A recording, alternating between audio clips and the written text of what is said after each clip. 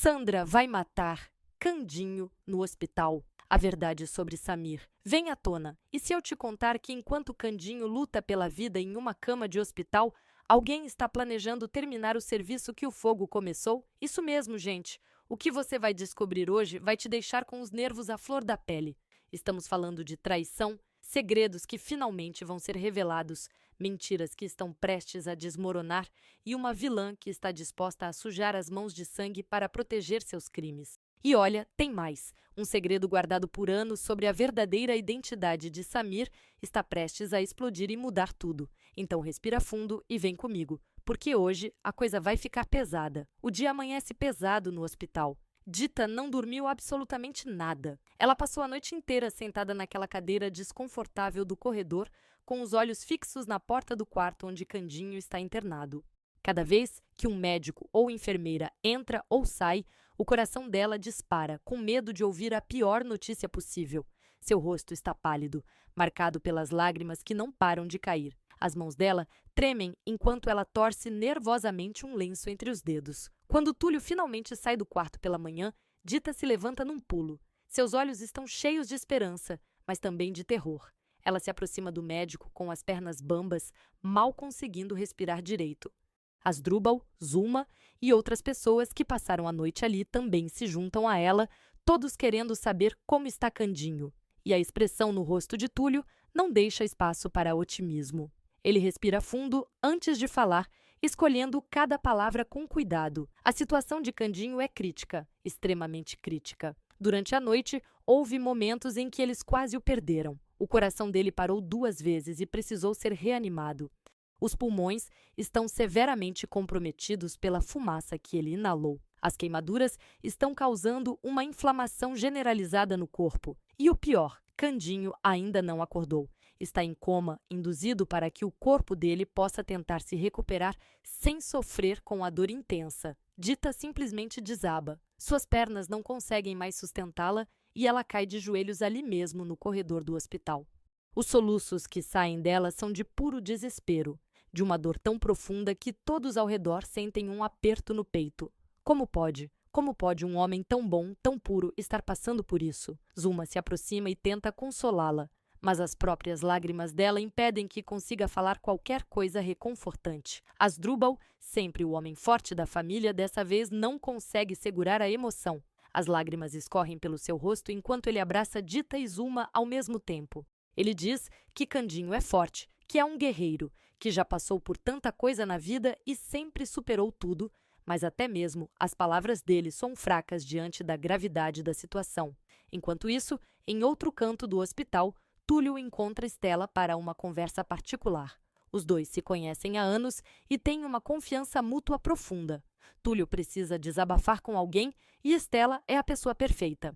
Ele confidencia a ela que, na verdade, as chances de Candinho sobreviver são muito menores do que ele deixou transparecer para a família. Como médico, ele viu muitos casos parecidos e poucos tiveram um final feliz. Os danos nos pulmões são extensos demais. Mesmo que Candinho acorde, ele pode ter sequelas permanentes. Pode ser que nunca mais consiga respirar normalmente. Pode ser que precise de cuidados médicos pelo resto da vida.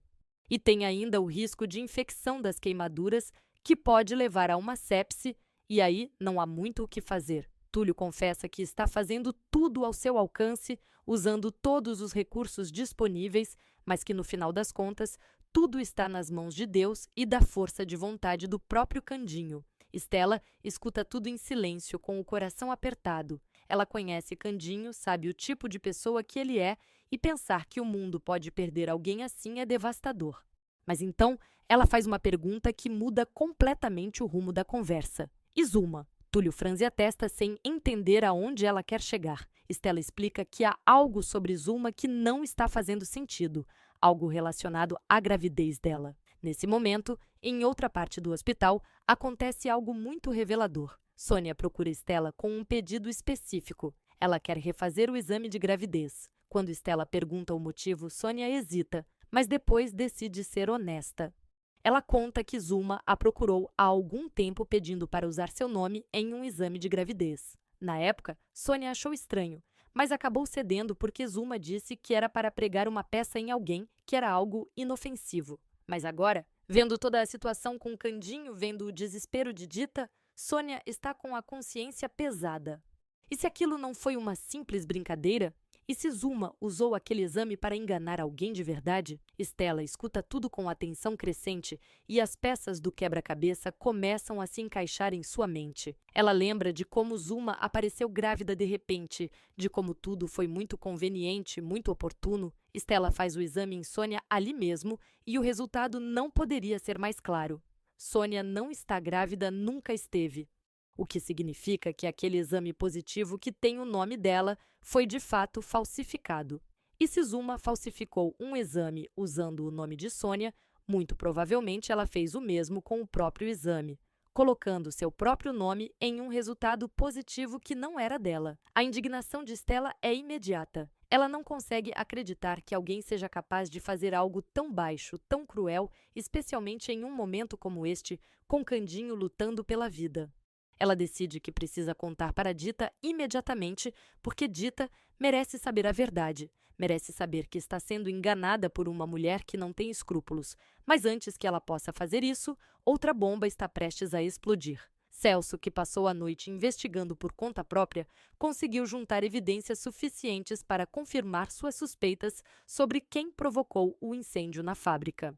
E quando ele finalmente confronta Olga, Ernesto e Sandra, dessa vez não é apenas com acusações vazias. Ele tem provas. A cena é tensa. Celso chega onde os três estão reunidos e joga na mesa tudo o que descobriu. Testemunhas que viram Ernesto comprando galões de combustível dias antes do incêndio. Uma pessoa que viu Sandra e Olga perto da fábrica na hora exata em que tudo começou. Rastros financeiros que mostram movimentações suspeitas é evidência demais para ser ignorada. Ernesto tenta manter a pose, mas pela primeira vez ele parece abalado. Sandra fica pálida, seus olhos se arregalando com medo. E Olga simplesmente começa a chorar, porque ela sabe que o jogo acabou, que não há mais como negar que a verdade finalmente veio à tona. Celso olha para os três com uma mistura de raiva e desprezo. Ele diz que vai denunciá-los à polícia, que vai fazer com que paguem por tudo o que fizeram, por terem destruído a fábrica, por terem colocado vidas em risco, por terem deixado Candinho em estado crítico. Ele grita que Candinho está lutando pela vida por causa da ganância e maldade deles, que Samir, uma criança inocente, quase morreu queimado, que dezenas de famílias perderam seu sustento porque a fábrica foi destruída. E tudo isso por quê? Por dinheiro? Por inveja? Por pura maldade? Celso está tão furioso que mal consegue controlar sua voz, que sai trêmula de tanta emoção. Sandra, sempre a mais calculista, tenta barganhar. Ela oferece dinheiro para Celso, diz que podem compensá-lo de alguma forma, que não é necessário envolver a polícia. Mas Celso não quer nem ouvir. Ele deixa claro que não há dinheiro no mundo que pague pelo que fizeram, que alguns crimes são imperdoáveis. Ernesto, percebendo que a estratégia de Sandra não está funcionando, tenta ameaçá-lo, dizendo que se Celso os denunciar, vai se arrepender. Mas Celso não é intimidado. Ele já decidiu, vai à polícia hoje mesmo. Enquanto isso, na rádio onde Dita trabalha, ou melhor, trabalhava, Ernesto já está colocando em prática seu próximo movimento cruel. Ele chega lá, determinado a sabotar mais uma vez a vida de Dita. Quando ela, mesmo destruída emocionalmente, tenta cumprir seu compromisso de gravar a música que estava programada, Ernesto simplesmente cancela tudo. Ele inventa desculpas esfarrapadas, diz que a qualidade não está boa, que precisam remarcar, mas a verdade é clara. Ele não quer que Dita tenha nenhuma vitória, nenhum momento de felicidade. Dita, já tão fragilizada pelo estado de Candinho, não tem forças para lutar contra essa injustiça.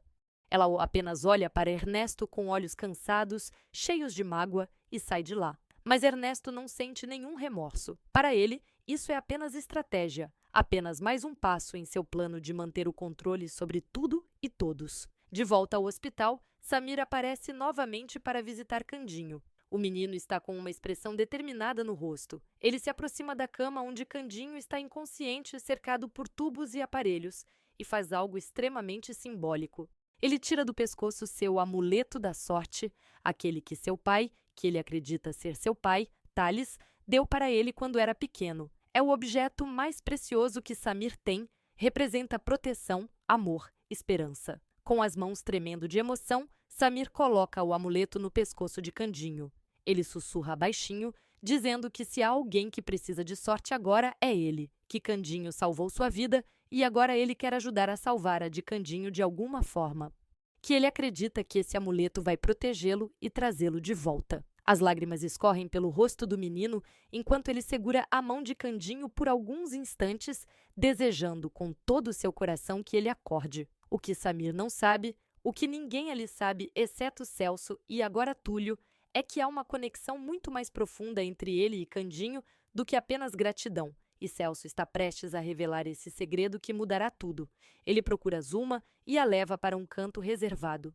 O rosto dele está sério, determinado. Chegou a hora de acabar com as mentiras, com os enganos, com todos os segredos que têm envenenado a vida de tanta gente. Celso olha nos olhos de Zuma e deixa claro. Ele vai contar para Candinho que Samir é seu filho. Zuma fica desesperada, implora para que ele não faça isso, diz que não é o momento certo, que Candinho está em estado grave demais para receber uma notícia dessas. Mas Celso é irredutível. Ele diz que Candinho tem o direito de saber a verdade, que já perdeu anos da vida do próprio filho por causa dos esquemas dela e de outros. Ele revela para Zuma que sabe de tudo, sabe como o bebê foi trocado, sabe que ela participou desse esquema cruel e que agora, vendo Candinho lutando pela vida depois de ter salvado heroicamente seu próprio filho sem saber, Celso não consegue mais carregar esse peso. Ele diz que assim que Candinho acordar, se acordar, ele vai sentar com ele e contar toda a verdade, todo o esquema, todos os detalhes da farsa que separou pai e filho. Zuma está em pânico total, porque ela sabe que quando a verdade vier à tona, ela vai perder tudo. Vai perder a confiança de Candinho para sempre, vai perder o respeito das pessoas, vai ter que encarar as consequências de seus atos. Ela tenta negociar com Celso, mas ele não dá margem para discussão. A decisão está tomada. Enquanto isso, em sua casa, Sandra está tendo uma conversa consigo mesma que revela o quão baixo ela é capaz de cair. Ela caminha de um lado para o outro da sala, nervosa, pensando em todas as implicações de Celso ter evidências contra ela e Ernesto. Se ele realmente for à polícia, se eles realmente forem presos, tudo o que ela construiu, todos os seus planos, vão por água abaixo. E então, uma ideia terrível começa a se formar em sua mente.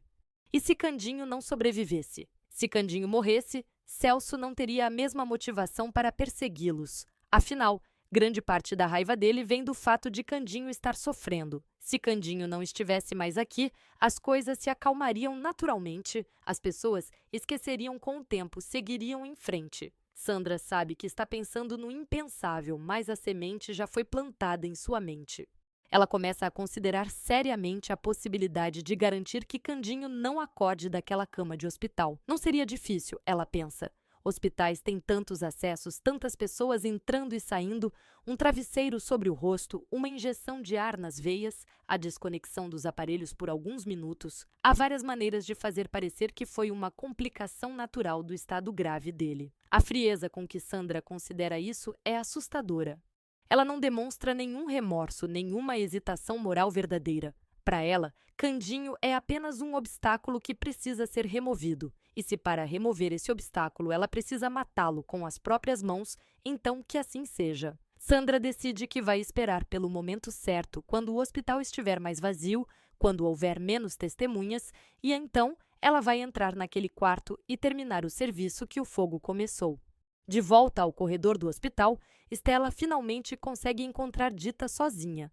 Ela sabe que o que vai dizer vai causar ainda mais dor em uma mulher que já está sofrendo demais, mas a verdade precisa ser dita. Stella se aproxima de Dita com delicadeza, segura suas mãos e olha bem nos olhos dela. E então, com toda a sensibilidade que pode reunir, ela conta sobre suas desconfianças em relação a Zuma. Stella explica sobre o exame de gravidez falsificado, sobre como Sônia foi usada no esquema, sobre como tudo indica que Zuma nunca esteve grávida de verdade. Dita escuta tudo em um estado quase catatônico. É tanta informação, tanto golpe, tanta traição, que ela mal consegue processar. Então Zuma mentiu esse tempo todo? Ela usou uma gravidez falsa para manipular Candinho? E Dita acreditou. Todo mundo acreditou? A raiva começa a crescer dentro de Dita. Não é apenas raiva, é uma fúria pura, visceral. Como Zuma pode ter feito isso? Como ela pode ter brincado com os sentimentos de Candinho dessa forma? E agora, com Candinho lutando pela vida, Dita descobre que uma das maiores preocupações dele, a gravidez de Zuma, era tudo mentira. Dita sente vontade de encontrar Zuma naquele exato momento e fazê-la pagar por tudo. Mas Stella a acalma, dizendo que a prioridade agora é Candinho se recuperar. Depois, quando ele estiver melhor, eles vão lidar com Zuma e com todas as suas mentiras. Dita concorda, mas por dentro ela está fervendo. Mais uma razão para Candinho acordar, para que ele saiba a verdade sobre tudo e todos que o enganaram. Enquanto Dita processa essas informações em outra parte da cidade, Maria Divina está tendo uma conversa séria com Zé dos Porcos. Ela precisa de um tempo para pensar, para organizar seus sentimentos, para entender o que realmente quer da vida. Zé dos Porcos, sempre tão apaixonado, fica arrasado, mas respeita a decisão dela. Ele decide que vai voltar para o sítio de onde nunca deveria ter saído. Lá, pelo menos, ele tinha paz, tinha seu trabalho, tinha uma rotina que fazia sentido. A despedida entre os dois é melancólica. Não há brigas, não há acusações, apenas uma tristeza compartilhada por algo que poderia ter dado certo, mas não deu. Zé dos Porcos pega suas coisas, olha uma última vez para Maria Divina e parte. Ele não sabe se um dia voltará, não sabe se ela vai mudar de ideia, mas por hora o melhor é colocar distância entre eles. Em outro desenvolvimento da trama, Margarida e Manuela finalmente fazem as pazes. As duas estavam brigadas há algum tempo por causa de mal-entendidos e orgulho ferido, mas a situação grave de Candinho fez ambas perceberem que a vida é curta demais para guardar rancores bobos. Elas se encontram, conversam abertamente sobre seus sentimentos e se abraçam com sinceridade. É um dos poucos momentos positivos em meio a tanto drama e dor. Mas a paz dura pouco, porque a tensão no hospital continua aumentando. Túlio faz novas avaliações em Candinho e descobre algo preocupante. Está começando a se formar uma infecção em uma das queimaduras mais severas. Se essa infecção se espalhar pela corrente sanguínea, Candinho pode entrar em choque séptico, e aí as chances de sobrevivência caem drasticamente. Ele imediatamente inicia um tratamento agressivo com antibióticos, mas a verdade é que agora é uma corrida contra o tempo ainda mais desesperada. Quando Dita fica sabendo dessa nova complicação, ela simplesmente não aguenta mais. Ela entra no quarto de Candinho, mesmo que não seja horário de visita, e se ajoelha ao lado da cama dele. Ela segura a mão dele com toda a força, coloca a cabeça no peito dele para ouvir as batidas fracas de seu coração e começa a falar. Ela implora para ele não desistir, diz que ela precisa dele, que não consegue imaginar a vida sem ele. Dita relembra todos os momentos especiais que viveram juntos, todas as risadas, todos os desafios que superaram lado a lado. Ela diz que eles ainda têm tanto pela frente, tantos sonhos para realizar, tantas músicas para cantar juntos, que ele não pode abandoná-la agora, que ele precisa acordar e voltar para ela.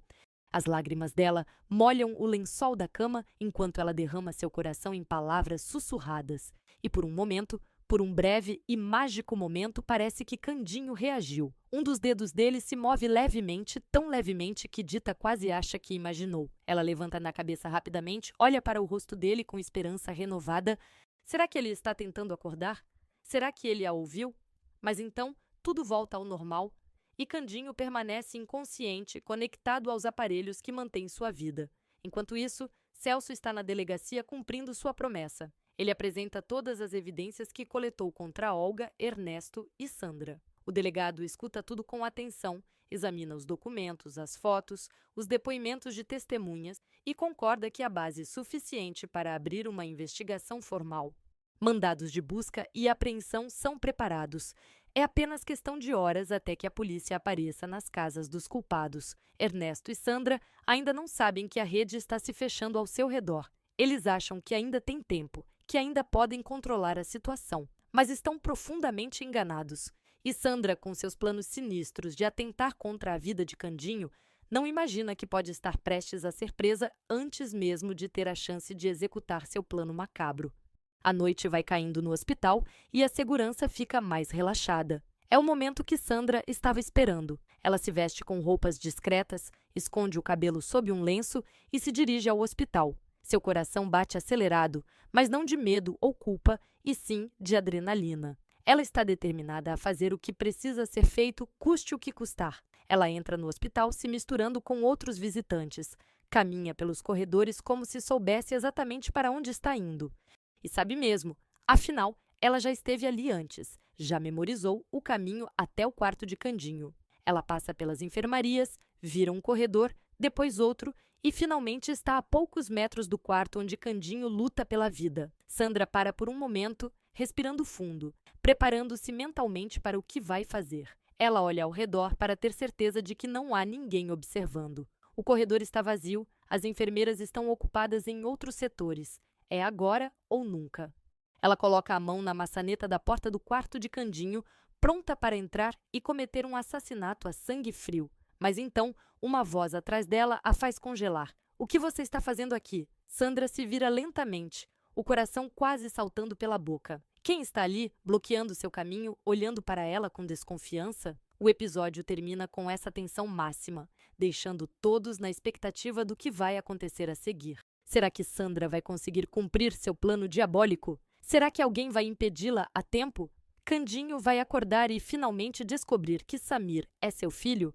E quando a polícia chegar para prender Ernesto, Sandra e Olga, será que já será tarde demais? Todas essas respostas e muito mais nos próximos capítulos de Eta Mundo Melhor, uma novela que não dá trégua e que continua nos surpreendendo a cada dia.